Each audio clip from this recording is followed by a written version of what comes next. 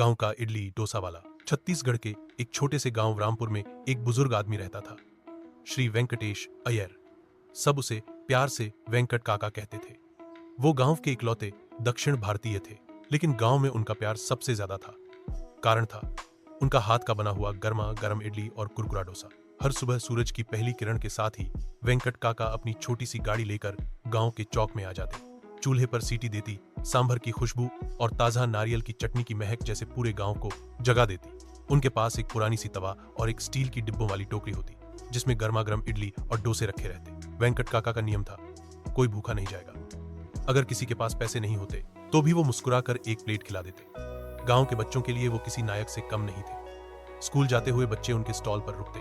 काका, एक इडली, और जवाब आता, तेरे लिए तो दो हैं राजकुमार। लेकिन सब कुछ हमेशा आसान नहीं था। एक साल बारिश इतनी ज्यादा हुई कि उनका ठेला बह गया, चूल्हा भी भीग गया और सारा सामान नष्ट हो गया। गांव के लोग बहुत दुखी हुए।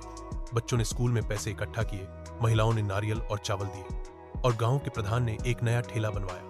कुछ ही दिनों में वेंकट काका फिर से चौक पर थे, और इस बार पहले से भी ज्यादा प्यार के साथ। उनकी खास बात थी स्वाद में आत्मा। इडली में ऐसा नरमपन और डोसे में ऐसी खस्ता परत की जो भी एक बार खा ले वो भूल नहीं पाए। उनका सांभर केवल मसालों का मिश्रण नहीं था, उसमें उनकी कहानी, संघर्ष और गांव वालों का प्रेम घुला था।